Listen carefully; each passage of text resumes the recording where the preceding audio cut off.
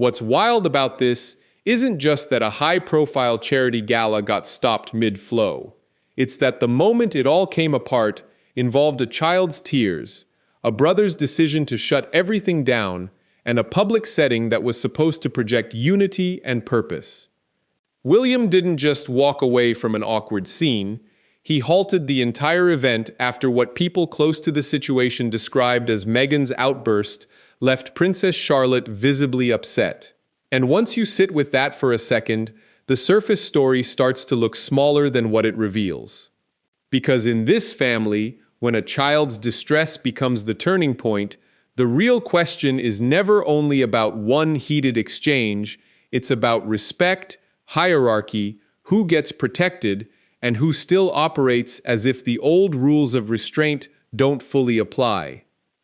If you're new here and you care about the quiet pressure points inside the monarchy rather than the polished headlines, stay with me and consider subscribing so you don't miss the next layer when these stories keep shifting. Now let's get into what actually makes this land harder than a simple family disagreement. Picture the setting, a carefully staged charity gala, lights soft, cameras present but controlled, the kind of evening the royal machine uses to signal continuity and good works. William is there in his usual role as the steady public face of the next generation. Charlotte is present in that careful way the younger children sometimes appear at selected events, not as props, but as living proof that the line continues with grace and composure. And then something fractures. Accounts of the evening describe Meghan becoming heated in a way that cut across the room's tone. Whether it began as a disagreement over protocol, seating, access, or a comment that landed wrong, the effect was immediate. Charlotte's face changed. The tears came. And William's response was not to smooth it over with a smile and a redirected conversation. He stopped the gala. That decision is the part people are still turning over. Because William is not known for impulsive theater. He is the one who has spent years absorbing pressure, managing optics, and keeping the institution's public face steady, even when private fractures run deep. For him to halt an event like that signals that the moment crossed a line, he was no longer willing to negotiate in real time.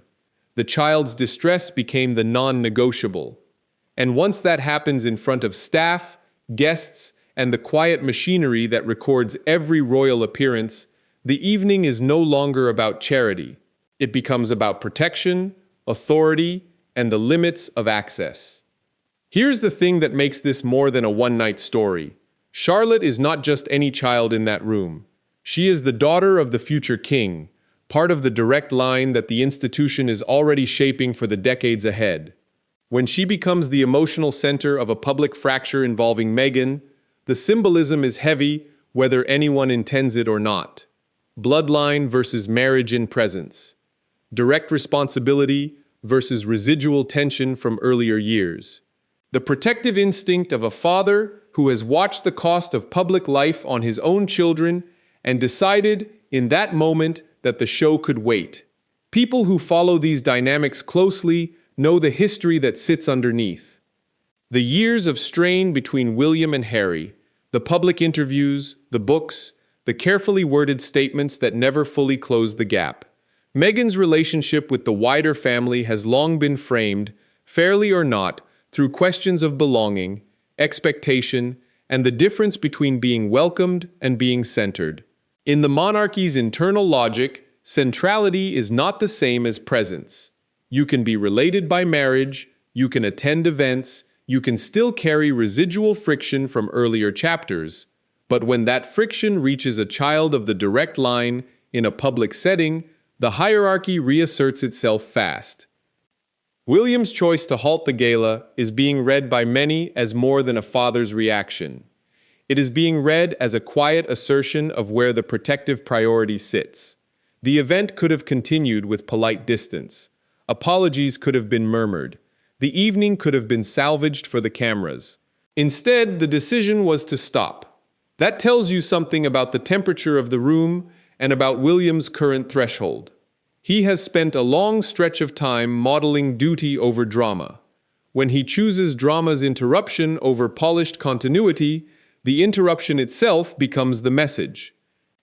What makes this so revealing is the contrast it forces into the open.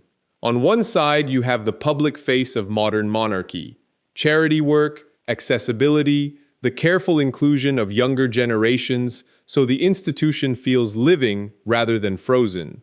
On the other side, you have the private reality of unresolved family strain that still finds ways to surface. Meghan's presence at such an event was already layered with history. For some observers, it represented a possible softening or at least a managed coexistence. For others, it represented a risk of the past leaking into the present. When the evening ends with Charlotte in tears and William ending the program, the risk interpretation gains weight. Think about what that does to the people around them. Staff who have spent months planning the gala now watch the evening collapse. Guests who came for the cause and the royal presence leave with a different story. The younger generation, especially Charlotte, absorbs a lesson about when adults lose control of the temperature. And the wider family machine has to decide how much of this becomes official narrative and how much stays in the realm of private reckoning. These moments rarely stay contained. They travel through the palace grapevine, through trusted intermediaries, through the quiet assessments that shape future invitations and future distances. There's another layer here that doesn't get enough airtime.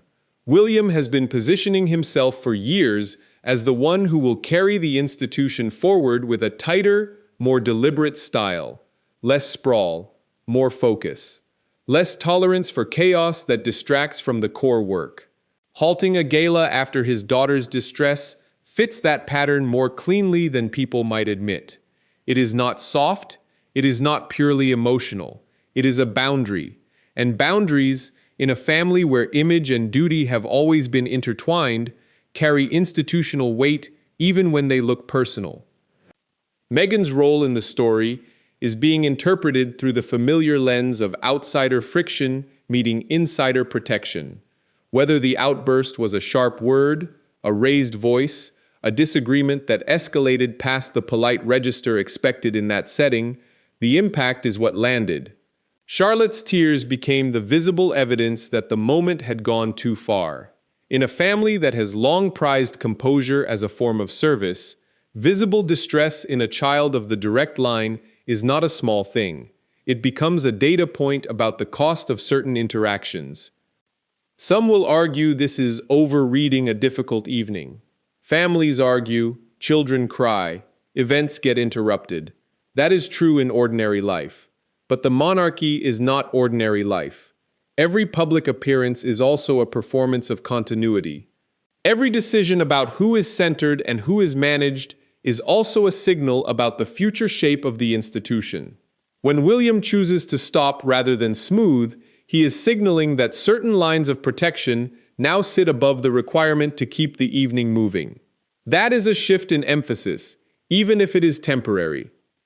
The history between these branches of the family makes the emotional temperature harder to dismiss. Years of public airing of grievances created a residue that no amount of polite joint appearances can fully erase. Trust, once strained at that level, does not reset with a single invitation. It resets, if it resets at all, through consistent patterns of restraint and reciprocity. An outburst that leaves a child in tears works against that reset. It reactivates the older narrative of disruption versus duty, of personal intensity versus institutional composure. William's response also says something about his current role as father and future sovereign. The protective instinct is not new. What is noticeable is the public visibility of the decision. He did not retreat into a side room and continue the program with a different face of the family. He halted it. That choice places the child's emotional safety in the foreground and accepts the cost to the evening's optics. In the long game of monarchy, those optics matter, but so does the internal message sent to the next generation about who will defend the line when pressure arrives. Charlotte herself becomes an unintended symbol in the story, a young princess learning, in real time that adult tensions can interrupt the carefully managed surface of royal life. The tears are not just personal, they become part of the public memory of the evening, whether the palace wants that or not. And memory in this family has a long half-life. Moments like this get referenced, sometimes years later, when patterns are being assessed and distances recalibrated. There's a quieter question underneath all of this about what kind of access still makes sense. Not legal access, not bloodline access, social and ceremonial access. When does the cost of certain presences outweigh the value of projected unity? William's decision to stop the gala can be read as a data point in that ongoing calculation. The institution has already narrowed its active working circle in recent years. Focus has tightened around the core line. Events that once might have absorbed more friction are now more likely to be protected from it. That is not cruelty.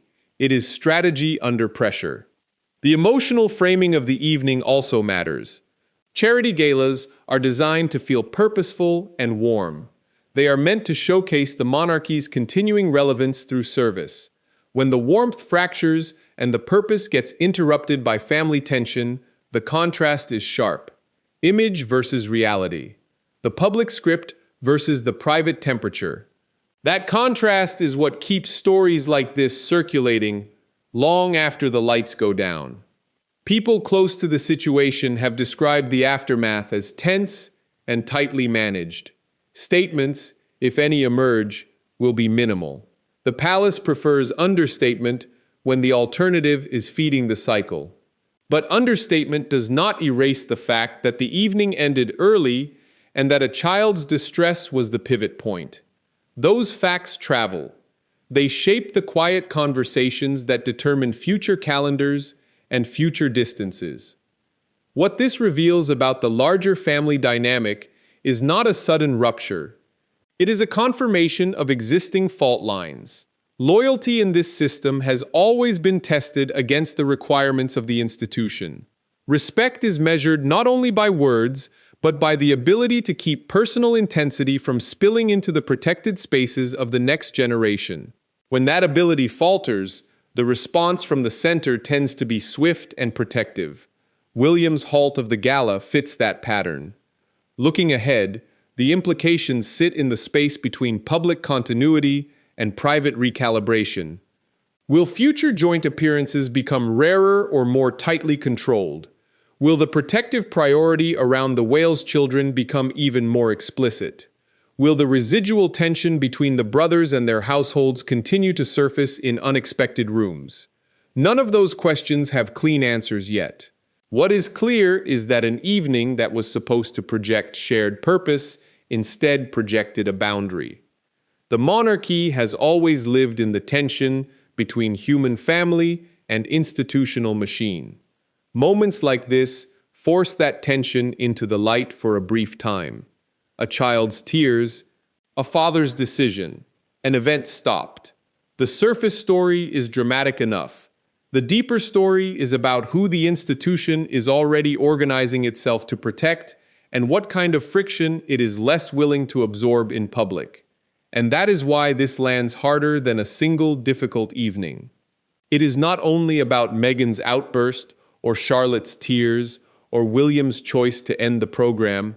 It is about the quiet reassertion of hierarchy in a family that still has to perform unity while managing the costs of its own history. The gala can be rescheduled. The photographs can be archived. The formal statements can stay brief, but the signal sent in that room about protection and priority and the limits of residual access does not disappear just because the evening ended early. What do you make of William's decision to halt everything once Charlotte became distressed? Does it read to you as a necessary boundary or as a sign that the gap between these branches of the family remains wider than the public calendar suggests? I want to hear your take in the comments. These stories keep evolving, and the real weight often sits in the spaces between the official lines.